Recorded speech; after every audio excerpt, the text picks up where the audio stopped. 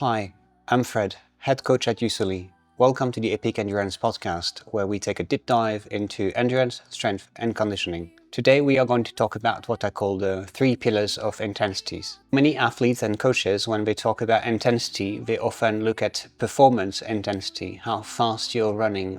This, however, does not paint a full picture. The amount of work you're doing does not fully reflect the speed in which you're going. It will be much harder to run uphill than downhill, for example, or run against the wind.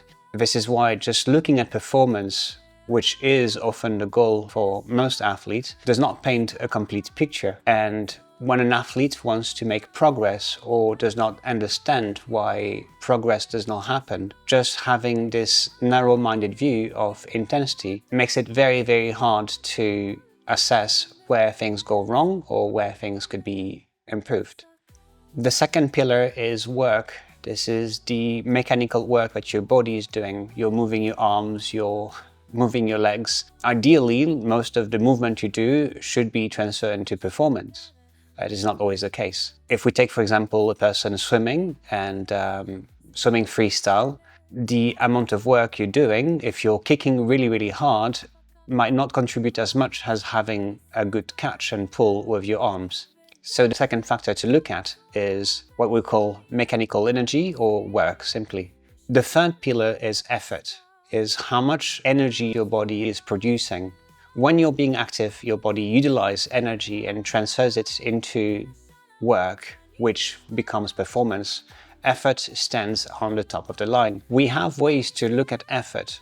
Most common way to look at this is looking at HR, your heart rate, because your heart rate will reflect, although not always accurately, some of the effort that you're doing. On this graph, you can see the relationship between effort, work, and performance, whereas there is an efficiency factor between effort and work, and an efficiency factor between work and performance. The amount of energy your body is creating is being converted more or less efficiently to work, to this mechanical action, your arms moving around or your legs turning around a bicycle, and this is being converted to performance, how fast you're going. In a real world situation, we're not very, very efficient. Most of your effort is going to dissipate. Most of the ATP, the energy that you're producing, is not going to be used into mechanical energy. The mechanical efficiency is actually quite low. For most people, we'll say that 17 to 20% of this energy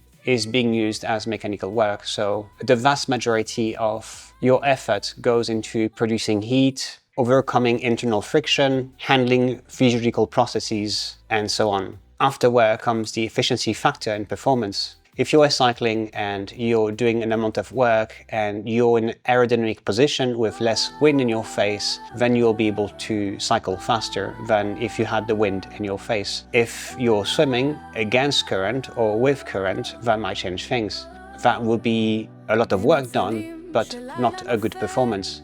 This efficiency factor between work and performance varies greatly based on technique, based on the type of sport you're doing, and based on environmental conditions as well. I'm going to try to keep things simple, because otherwise I'm going to ramble for hours. This is a very complex subject and there are a lot of things to cover.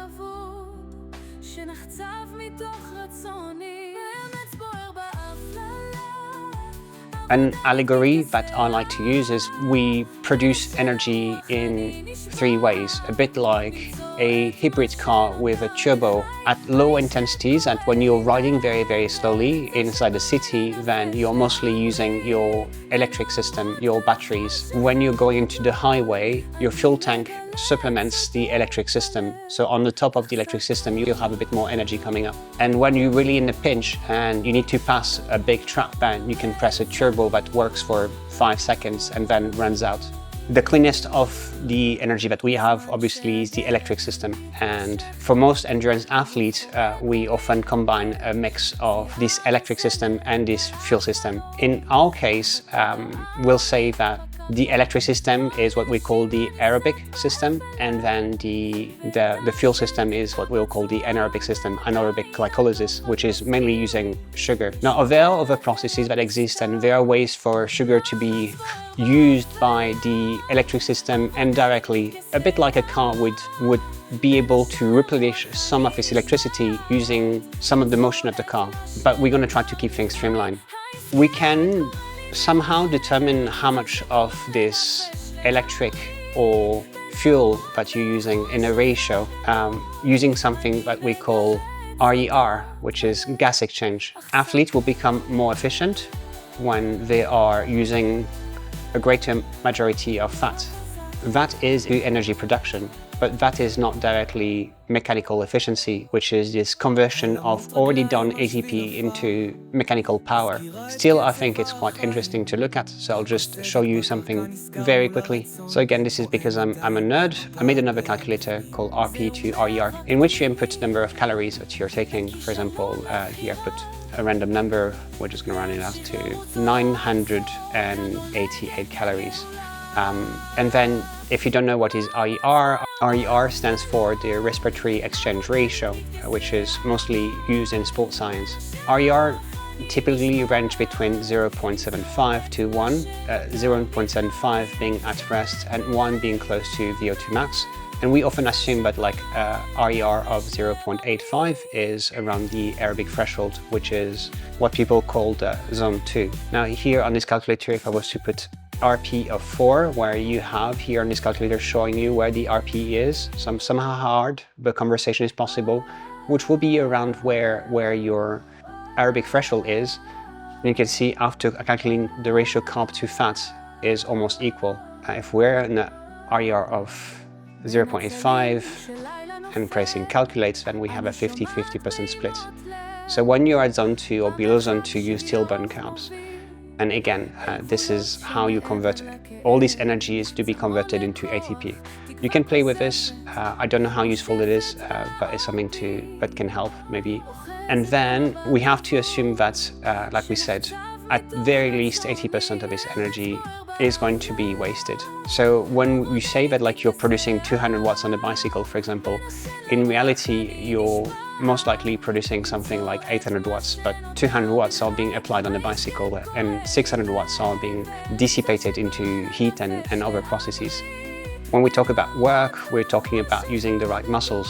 Your strength will determine the amount of work you're doing. Also, your ability to correctly select the muscle that are working in specific movement, whether consciously or unconsciously, is something that's being trained. Neuromuscular pathways, the way that your brain is triggering specific muscle that correspond to specific movement that you want to do, is something which is improved over time. There is an interesting relationship between doing very intense work and improving your ability to be more efficient at this work. When athletes tend to go very, very high on the spectrum of work intensity, their body tries to find ways to reduce the amount of work they have to do and basically tune down the signals, the muscle signals that don't need to be used. It is possible to achieve a very high degree of performance efficiency even though the movement is not biomechanically correct. So a minority of runners, for example, can be seen having not so great posture, but then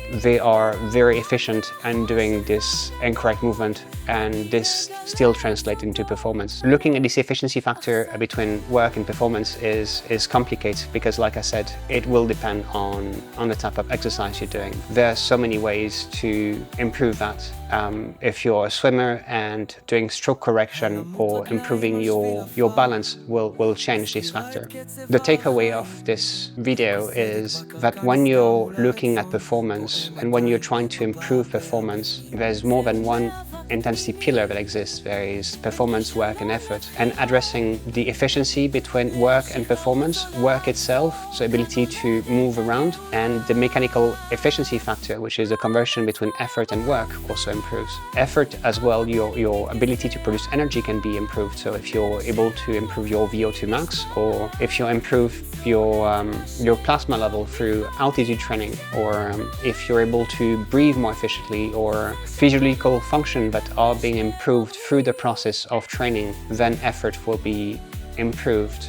But this is only one of the 4 things that you can do. I do believe that performance is more an outcome than a goal in itself, and then managing effort, mechanical efficiency, work, performance efficiency is what touches performance in itself. I hope this helps, and I'll see you next time. Please do feel free to ask any questions, and see you.